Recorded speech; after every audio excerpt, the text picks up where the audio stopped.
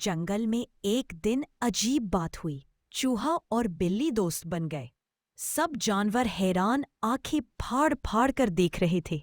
खरगोश ने कान खड़े किए और बोला, क्या बिल्ली और चूहा दोस्त? ओ नहीं, अब तो टॉम और जेरी का कार्टून बंद हो जाएगा। फिर बच्चे क्या देखेंगे? बंदर दरख्त से गिरा, उठा और बोला, अब तो सूरज भी उल्टा निकलेगा। कुत्ता हंसा। अरे वाह, कल को शेर और हिरन भी साथ पिकनिक मनाएंगे।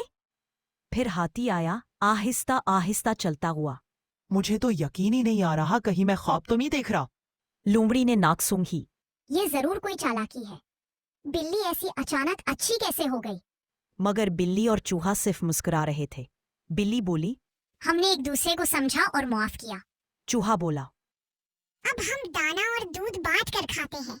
सब जानवर पहले हंसे, फिर तालियां बजाई। फिर सब ने मिलकर दोस्ती का दिन बनाया। नाच गाना हुआ और एक लंबा सा केक काटा गया। बच्चों, चूहा और बिल्ली लड़ते थे मगर दोस्त बन गए।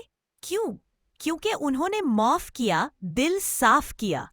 हमें भी यही सीखना है। दोस्ती करो, नफरत ना करो। पसंद आए तो लाइक, सब्सक्राइब और शेयर करना ना भूलें।